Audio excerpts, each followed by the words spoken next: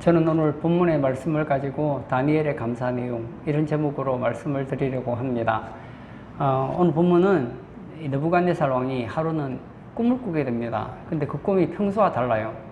이건 뭔가 의미가 있는 꿈 같아요. 그래서 그의 주변에 있는 지혜자들, 박수와 술객들을 부릅니다. 그리고는 질문을 합니다. 내가 꿈을 꾸었다. 내 꿈의 내용도 말하고 꿈도 해석하라. 그랬더니 신하들이 꿈을 얘기해 주시면 제가 해석해 드리겠습니다. 이 느부갓네살 왕이 머리가 좋아요. 옛말에 이런 말이 있죠. 꿈보다 해몽이 좋다. 꿈 얘기를 듣고 나면 어떻게든 좋게 말하면 그게 진짜인지 가짜인지 알 길이 없잖아요. 그런데 꿈을 맞출 수 있다면 그 해몽도 분명히 제대로 할 수 있을 것이다 생각을 해요. 그래서 나는 꿈은 말하지 않겠다. 꿈도 말하고 그리고 내용을 해석을 하면 나는 그때 너희들이 말이 진실한 줄 알겠다. 그랬더니 왕이시 이러지 마십시오. 지금까지 열왕들도 이런 식으로 우리를 힘들게 하진 않았습니다. 꿈을 말하세요 하니까 이제 열받은 거예요. 지금까지 너희들이 나를 가지고 장난을 쳤구나. 그리고는 이 군대장관 아리옥을 부릅니다. 다 죽여라. 이 지혜자 박술 술객들 다 죽여라. 그리고 이제 아리옥이 돌아다니면서 이제 사람들을 죽이려고 찾아다니고 있었습니다. 그 중에 누가 있었느냐? 이 다니엘을 만나게 되죠. 이 다니엘이 왜 그렇게 왕이 급한지 모르겠다고 기한을 주시면 내가 그 꿈을 해석해 드리겠다고, 꿈도 내용 말하고 그리고 꿈의 내용을 해석까지 해주겠다고. 그래서 왕에게 다니엘이 얘기를 하고 얼마 동안의 기간을 얻게 되죠. 그 친구 하나냐, 미사엘, 아샤라와 함께 하나님 앞에 간절히 기도해요. 그리고 하나님께서 그 꿈을 해석해 주죠. 바로 오늘 본문의 내용이 그거예요. 그리고 나서 그 꿈 내용을 보고 나서 너무 감사해서 하나님께 찬양하는 그 내용이 오늘 본문의 배경입니다.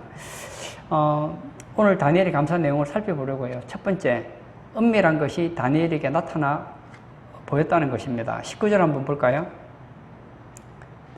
이 은밀한 것이 밤의 환상으로 다니엘에게 나타나 보임에 이 은밀한 것이 무엇입니까? 하나님께서 느부갓네살에게 보여주신 환상을 말하는 거예요. 이 왕이 꿈을 꿨습니다.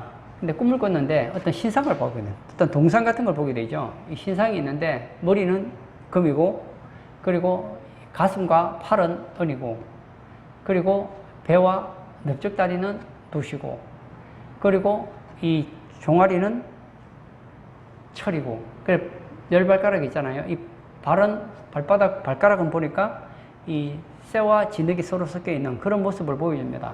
근데 다듬지 않은 큰 돌이 와서 그 신상을 깨뜨려 버리는 그런 꿈이었어요. 이게 대체 뭔지를 몰라요. 근데 다니엘은 알았어요. 이 머리, 가슴, 그리고 배, 그 다음에 다리, 그리고 열 발가락, 이 모든 것이 무엇을 의미하느냐? 열왕시대를 얘기한다는 거예요. 다시 말하면 이 앞으로 역사가 어떻게 진행할 건지 세상의 역사를 말해준다는 거예요. 근데 이 역사는 결국 누구에 의해서 끝나느냐? 마지막 도리신, 산도리신 예수님께서 이 땅에 오심으로 세상의 역사는 끝나버린다는 거예요. 바로 그 얘기예요. 근데 아무도 모르죠, 이걸. 꿈도 모르고 해석도 못해요. 근데 하나님께서 이 은밀한 것을 다니엘에게 나타나 보이셨다는 거예요. 이것은 무엇을 말합니까? 하나님의 뜻을 가르쳐 주심을 의미하고 있습니다. 여기서 나타내 보이다, 이 단어를 보았더니 나타내 보이다, 이 드러내다, 이런 뜻을 가지고 있어요. 어떻게 드러 보이느냐? 밝히 드러내 보이셨다는 거예요. 지금 다니엘이 얘기 들었던 이 느부갓네살 왕의 이 꿈은 은밀해서 몰라요. 근데 하나님께서 그 감춰진 것을 드러내 보였다는 거예요. 어떻게 해요? 밝게 드러내 보이셨던 거예요. 그냥 꿈만 꾼 게 아니에요. 꿈을 해몽까지 하게 해주셨단 말이에요. 창세기에 보면 비슷한 사건이 요셉 때도 있었죠. 요셉 시대 때 누가 있었습니까? 애굽에 노예 생활하고 있을 때 애굽 왕 바로도 꿈을 꿉니다. 꿈을 꾸는데 꿈을 해석을 못해요. 아무도 못해요. 이 애굽 왕 바로는 꿈 얘기를 했는데도 해석을 아무도 못해요. 근데 하나님께서 이 요셉에게 이 은밀한 것을 나타내 보이시니까 어떻게 하죠? 요셉이 꿈을 해석을 하잖아요. 이 땅에는 앞으로 7년 동안 큰 풍년이 있을 것이고, 이전에 없는 풍년이 있을 것이고, 또 이전에 없는 큰 흉년이 7년 동안 있게 될 것을 가르쳐 줍니다. 여러분, 하나님께서는 하나님의 사람에게 하나님의 뜻을 밝게 가르쳐 주심을 여러분 아셔야 돼요. 우리는 왜 하나님께 감사해야 됩니까? 하나님께서 우리에게 하나님의 뜻을 밝게 가르쳐 주시기 때문에 감사해야 된다는 거예요. 아이고, 하나님께서는 왜 우리에게는 그런 걸 가르쳐 주시지 않으셨을까요? 아니에요. 성경을 통해서 이미 하나님께서는 하나님의 뜻을 우리에게 가르쳐 주셨어요. 하나님의 뜻은 이것이니 너희의 거룩함이라. 하나님은 하나님의 뜻을 한 가지 가르쳐 주셨습니다. 그게 뭐죠? 하나님, 우리가 거룩한 것, 이것이 하나님의 뜻이래요.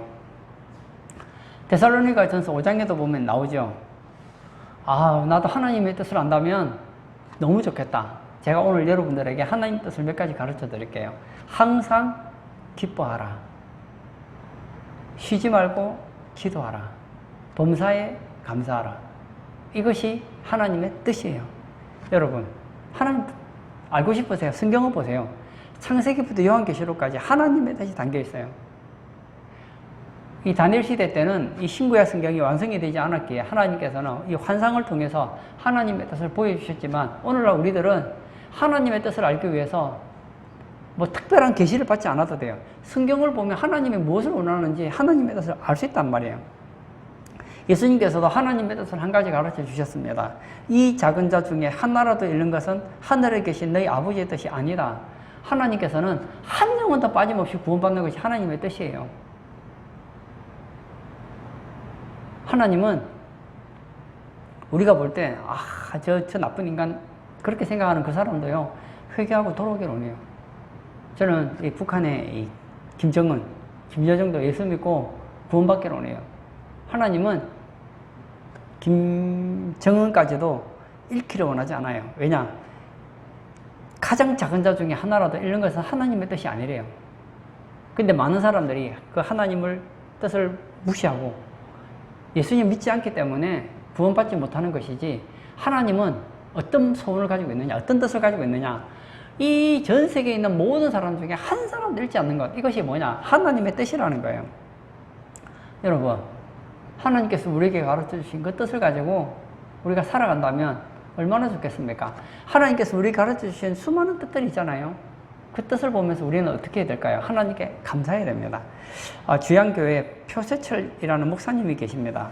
이분은 헌혈을 얼마나 했느냐? 600번을 했고 장기 이전도 2번이나 하신 목사님입니다.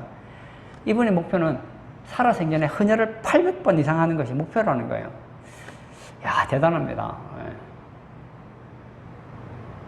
평생에 어떤 사람은 한 번도 하기 힘든데 600번을 했다. 그러니까 이분이 그런 얘기를 하셨어요. 하나님께서 자기 건강한 몸을 주신 것은 뭐냐? 이 건강한 몸을 주신 것은 나누라는 뜻이다. 이 하루는 이 표 목사님이 고등학교 1학년 때 길을 가다가 헌혈버스 앞에 지내다가 혈액의 중요성을 듣게 됩니다. 그래서 헌혈운동에 참석을 하게 되죠. 이 초창기에는 2달에 한 번씩 가능하다는 이 전혈 헌혈을 했다고 합니다. 그런데 2주에 한 번씩 가능한 성분 헌혈을 얘기를 듣고 그때부터 성분 헌혈을 했다는 거예요. 근데 이분은 그 혈소판 수치가 낮아서 어떤 경우에는 할 때 80분 이상 걸리기도 했다는 거예요. 근데 이분도 헌혈을 하지 못할 때가 있었다는 거예요. 언제냐? 이분이 그 해병대 부사관으로 있다가 늦게 이제 신학을 하게 됩니다. 신학을 하면서 낮에는 화물차 기사, 밤에는 신학생으로 지냅니다. 그렇게 잠을 줄여가면서 일을 하다가 결국 몸에 탈이 났어요. 화물차를 운전하려다가 그냥 푹 쓰러집니다. 그 병원에 갔더니 결핵성 늑막염에 걸렸어요. 사실 입원을 해야 되는데 아내도 비밀하우스에서 일을 하고 있고, 그때 100일 된 아들을 아내가 돌보는 것을 볼 때에, 그리고 하루 일당이 그때 5,000원밖에 안 되는 그런 돈을 받아올 때 이 병원에 간다는 거는 불가능했다는 거예요. 그래서 내 몸을 하나님께 맡기겠다. 그리고 퇴원했다는 거예요. 그리고 기도했는데 몸이 점점 건강해져요. 그리고 자신의 몸이 회복된 걸 안 것은 3년 뒤였답니다. 1991년, 신장 기증을 한다는 뉴스를 보고 내가 신장을 기부해야 되겠다. 그래서 신장 기부하러 갔는데 결과를 했더니 몸이 정상으로 완전히 회복되었다는 거예요.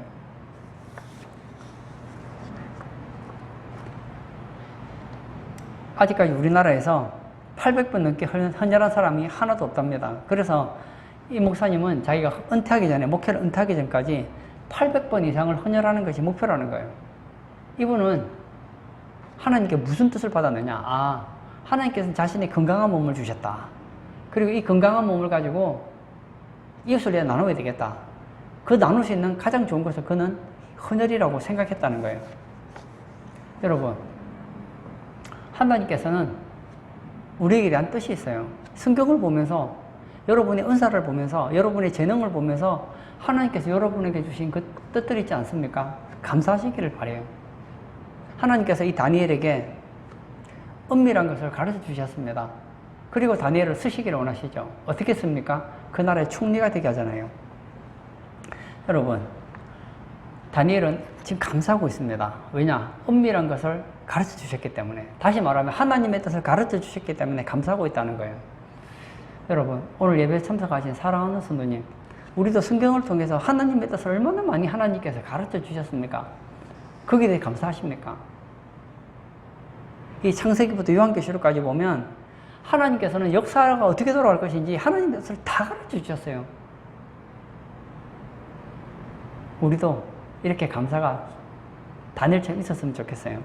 다니엘의 감사 내용 첫 번째, 은밀한 것이 다니엘에게 나타나 보입니다. 하나님의 뜻을 가르쳐 주심을 다니엘은 감사했다는 거예요. 두 번째, 지혜와 능력을 주심을 감사합니다. 23절 한번 볼까요? 23절 중반절에 보면 주께서 이제 내게 지혜와 능력을 주시고, 여기 보면 다니엘이 감사하는 이유가 나오는데 다니엘에게 뭘 주셨습니까? 지혜와 능력을 주셨기 때문에 감사하더라는 거예요. 다니엘은 하나님께서 이 다니엘에게, 자신에게 지혜와 능력을 주신 것에 얼마나 감사한지 모릅니다.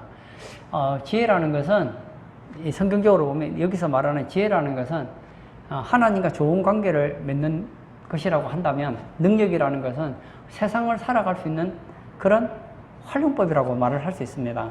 하나님께서는 이 다니엘에게 하나님과의 깊은 교제 속에서 하나님의 그 지혜를 주시고, 그리고 이 세상을 총리로서 살아갈 수 있는 그런 충분한 능력을 부어주셨다는 거예요. 거기에 대해서 다니엘은 뭘 하고 있습니까? 감사하고 있다는 거예요. 여러분, 하나님께서는 다니엘에게 지혜와 능력을 주셨더니 다니엘이 너무너무 감사하고 있습니다. 근데 여러분 잊지 마세요. 하나님께서는 다니엘에게만 이렇게 지혜와 능력을 주시는 게 아니에요. 우리에게도 주신다고요. 솔로몬이 누굽니까? 이스라엘의 왕 아닙니까?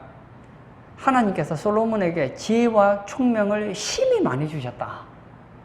그리고 넓은 마음을 주시되 바닷가의 모래같이 하셨다. 얘기하고 있어요. 누가 이렇게 하나님의 지혜와 총명을 받을 수 있습니까? 간단해요. 야고보서에 그 답을 가르쳐 주는데요. 누구든지 지혜가 부족하거든 후히 주시고 꾸짖지 아니하신 하나님께 구하라. 그리하면 주시리라. 누구에게 지혜를 주십니까? 구하는 자에게 주세요. 다니엘과 세 친구가 하나님 앞에 하나님의 지혜를 구했더니 하나님이 그 지혜를 주셨잖아요. 그래서 그 문제를 해결하고 하나님께서 다니엘에게 지혜와 능력으로 문제를 극복할 수 있게 해주셨잖아요. 여러분, 지혜가 부족하십니까? 하나님은요, 약속하셨어요. 뭐라고요? 지혜가 부족하면 후히 주시고 꾸짖지 아니하신 하나님께 구하라. 그러면 주시겠다는 거예요. 하나님은 주셔요. 안 주시는 게 아닙니다. 잠언의 전도서에도 이런 말이 있습니다. 하나님이 그가 기뻐하시는 자에게는 지혜와 지식과 희락을 주시고 죄인에게는 노고를 주신다 그랬어요. 하나님은 누구에게 지혜를 주신다고요? 하나님을 기뻐하는 자예요. 하나님께서 다 기뻐하는 자를 보시면서 그에게는 지혜도 주시고 지식도 주시고 희락도 주시고 능력도 주시는 거예요. 오늘 예배 참석하신 사랑하는 성도님, 저는 여러분들이 정말 하나님의 기쁨이 되기를 원합니다. 찬송가도 있잖아요. 그 복음성 가사인가요? 나 주님의 기쁨 되기 원하네. 내가 원하는 한 가지, 주님의 기쁨 되기 원합니다. 여러분이 정말 하나님의 기쁨이 한번 되어보세요. 하나님께서 때를 따라 여러분에게 지혜를 부어주시고 지식을 부어주시고 희락을 부어주시고 능력을 부어주신다는 거예요. 근데 여러분, 우리에게 유혹하는 또 다른 종류가 있어요. 누구죠? 마귀가 있어요. 마귀가. 우리는 하나님을 통해서 지혜와 지식과 축복을 받아야 되는데 마귀는 내가 주겠다는 거예요. 예수님께서 공생의 사역을 시작하면서 40일을 금식을 하시죠. 배가 고파요. 그때 마귀가 와서 이러죠. 야, 이 돌들을 변해서 떡이 되게 해봐. 그리고 성전 꼭대기에서 뛰어내려. 그리고 어떻게 하죠? 마지막에 그 이 마귀의 본색이 드러나요. 내게 엎드려 절하면 이 모든 영광을 너에게 주겠다는 거예요. 마귀가 뭐라고요? 내가 소유한 걸 너에게 주겠다는 거예요. 여러분, 마귀가 무식한 존재가 아니에요. 마귀도 굉장히 지혜롭습니다. 여러분, 우리가 지혜를 얻더라도 하나님께 얻어야지 마귀에게 얻으면 안 돼요. 마귀는요, 거짓말을 얼마나 잘하는지 몰라요. 에덴 동산에서 이 뱀이 하와를 유혹하잖아요. 아담을 유혹하잖아요. 그리고는 지혜를 줍니다. 어떤 지혜를 줄까요? 하나님의 지혜가 아니고 마귀의 지혜를 주었다는 거예요. 여러분, 마귀의 지혜는 하나님을 떠나게 하고 불행하게 만들어요. 우리 주변에 보면 아주 세상적으로 지혜로운 사람들 많아요. 그런 지혜 부러워하지 마세요. 다른 사람을 죽이는 지혜, 다른 사람을 불행하게 하는 지혜, 교회를 망치는 지혜, 그런 지혜는요, 악마적이에요. 악마적. 하나님의 지혜는 하나님께 영광이 되는 지혜예요. 사람들을 살리는 지혜예요. 사람들에게 유익한 지혜예요. 내게도 기쁨이 되는 지혜예요. 마귀의 지혜를 받으면 어떻게 되는지 아세요? 다른 사람을 무너뜨리고, 다른 사람을 해치고, 다른 사람을 괴롭히고, 하나님 앞에는 덕이 안 되고, 그게 마귀가 주는 지혜란 말이에요. 세상 사람들은 지혜를 얻기를 원합니다. 그래서 어떻게 하죠? 지혜로운 책도 읽고, 처세술도 가지고, 세상 사람들이 하는 방식을 따라가요. 이건요, 마귀적인 지혜예요. 우리는요, 마귀의 지혜를 따라가면 안 돼요. 마귀는 우리에게 지혜를 주겠답니다. 이 땅에서 성공을 약속해요. 그런데요, 그 종국은 뭐죠? 우리를 불행하게 만든다고요. 아담과 하와가 관심도 없는 이 에덴 동산에 선악을 알게 하는 나무의 실과에 관심을 가지게 합니다. 그리고는 야, 저 선악을 알게 하는 나무의 실과를 먹기만 하면 너희 눈이 밝아 하나님같이 돼. 야, 마귀가 지혜를 주는 거예요. 마귀의 지혜를 줬어요. 하나님같이 되는 그 지혜, 그 지혜를 마귀가 줘요. 그 지혜를 덥석 받았더니 어떻게 되죠? 마귀 같은 지혜를 받으니까 결국은 불행해지더라는 거예요. 다니엘의 감사 내용 첫 번째, 은밀한 것이 다니엘에게 나타나 보임을 감사합니다. 다니엘은 하나님의 뜻을 가르쳐 주신 것에 대해서 감사하더라는 거예요. 두 번째, 지혜와 능력을 주심을 감사합니다. 지혜와 능력은 하나님께서 주신단 말이에요. 여러분, 하늘의 지혜와 하늘의 지식을 받아야지 마귀의 지혜, 세상의 지혜, 세상의 지식을 받으면요, 하나님께 영광이 안 되고, 그리고 결국 그 종국은 불행이라는 걸 잊지 마시기를 바라요. 세 번째, 주께 구한 것을 알게 하심을 감사합니다. 23절 중반절 다시 한번 볼까요? 우리가 주께 구한 것을 내게 알게 하셨사오니 라고 얘기하고 있습니다. 이 다니엘과 세 친구가 하나님 앞에 기도했잖아요. 뭘 기도합니까? 그 임금이 그 꿈, 대체 그 꿈이 뭔지 알아야 되지만 꿈만 알아서는 안 돼요. 꿈을 명쾌하게 해석을 해야 되잖아요. 그래서 그 꿈의 내용을 알게 해달라고 그렇게 기도했더니 하나님께서 어떻게 합니까? 주께 구한 것을 알게 하셨다. 알게 하셨다는 게 뭐예요? 기도 응답하셨다는 거예요. 여러분, 여기서 구하다라는 단어를 보았더니 구하다, 찾다 이런 뜻을 가지고 있습니다. 하나님은 주께 구하는 자, 주께 간절히 찾는 자를 하나님 외면하지 않아요. 저는 제가 좋아하는 성경 구절이 있는데, 하나님은 어떤 하나님이냐? 환난 날에 주께 구하면 응답하시는 하나님이라고요. 창세기 35장 3절에 야곱이 이런 고백을 합니다. 내 환난 날에 내게 응답하셨던 하나님. 언제 응답하셨다고요? 환난 날에 응답하셨던 하나님. 다윗도 이런 고백을 하죠. 환난 날에 내게 부르짖어라. 내가 네게 응답하겠고 내가 나를 영화롭게 하리라. 예, 시편의 기자였던 이 다윗은 하나님께서는 환난 날에 내가 부르짖으면 응답하신다는 확신을 가지고 있었어요. 맞습니다. 어렵습니까? 힘듭니까? 문제 가운데 빠져 있습니까? 지금은 뭐 할 때라고요? 기도할 때예요. 기도할 수 있는데 왜 걱정하십니까? 기도하면서 왜 염려하십니까? 구하라 그러면 주실 것이요 찾아라 그러면 찾을 것이요 문을 두드리라 그러면 너희에게 열릴 것이니 구하는 이마다 받을 것이요 찾는 이는 찾아낼 것이요 두드리는 이에게는 열릴 것이니 너희 중에 누가 아들이 떡을 달라는데 돌을 주며 생선을 달라는데 정갈을 줄 자가 있겠느냐 뱀을 줄 자가 있겠느냐 그렇게 말씀하고 계십니다. 맞아요. 하나님은 주세요. 우리가 기도하는 것이 응답 안 되는 것 같아도요 이게 다 응답되고 있다니까요. 요한계시록에 보면 요한계시록 8장에 보면 마지막 종말 시대 때 성도들이 적그리스도 때문에 힘들잖아요. 그래서 하나님 앞에 기도합니다. 하나님은 그 기도를 안 듣는 것 같아요. 근데 성경은 아니라는 거예요. 천사가 와서 모든 성도의 기도와 합하여 보좌 금제단에 드리고자 했다. 그렇게 얘기를 하고 있습니다. 이 힘든 가운데서 하나님 앞에 기도했더니 하나님께서 그 기도를 가지고 천사들이 그 기도를 가지고 하나님의 그 보좌 앞에 가서 제단에 드리더라는 거예요. 향기가 돼서 하나님께 상달되더라는 거예요. 여러분 가정의 문제로 어려움 당하십니까? 직장의 문제로 어려움 당하십니까? 지금 코로나 때문에 나라가 많이 어렵거든요. 교회도 어렵고 가정도 어렵고 직장도 어렵고 가게도 어렵고 안 어려운 데가 없어요. 낙심하시겠어요? 아닙니다. 어렵고 힘들 때요. 이때야말로 우리가 기도할 때예요. 환난 날에 내게 부르짖어라. 부르짖어라, 부르짖어라. 내게 부르짖어라. 주님은 말씀하세요.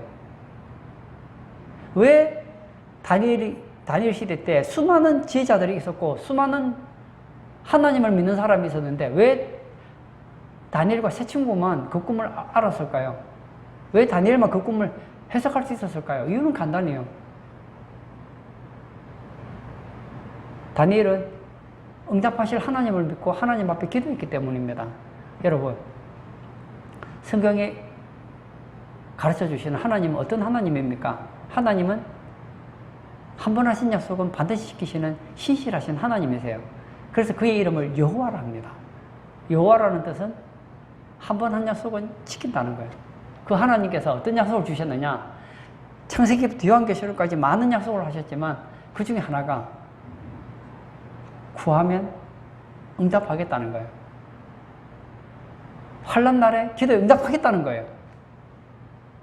저도 이 코로나 때문에 여러 가지 생각이 많아요. 이런 환난 때 정말 하나님 앞에 기도해서 하나님께서 이 환난 가운데서 가장 좋은 응답을 줄 것이라고 저는 확신합니다. 그리고요, 환난은 있지만 하나님께서 더 좋은 것으로 주신다고 생각하니까 감사하더라고요. 요즘 코로나 때문에 많은 분들이 막 불평을 해요. 하지만요, 우리 불평할 필요가 없어요. 왜냐, 우리에게 감사할 일이 너무 많거든요. 오늘 성경을 통해서 우리는 특히 다니엘의 감사 내용을 좀 배우려고 합니다. 첫 번째, 은밀한 것이 다니엘에게 나타나 보임을 인하여서 다니엘은 감사합니다. 예, 하나님의 뜻을 가르쳐 주신 것에 대해서 감사했다는 거예요. 여러분, 우리도 성경을 통해서 하나님께서 하나님의 뜻을 얼마나 많이 보여주셨습니까? 여기에 대해서 많이 감사하시는 우리 성도님 되시기를 축복합니다. 두 번째는 지혜와 능력을 주심을 감사합니다. 하나님은 다니엘에게만 지혜를 주시고 지식을 주신 게 아니에요. 우리에게도 주셨어요. 우리가 하나님을 기뻐한다면, 우리가 하나님께 구한다면 하나님은 우리에게 지혜도 주시고 지식도 주시고 희락도 주시고 우리가 생각하지 못한 더 많은 것 주신단 말이에요. 그러므로 감사한 거예요. 세 번째, 주께 구한 것을 알게 하심을 감사합니다. 기도 응답에 대한 감사이죠.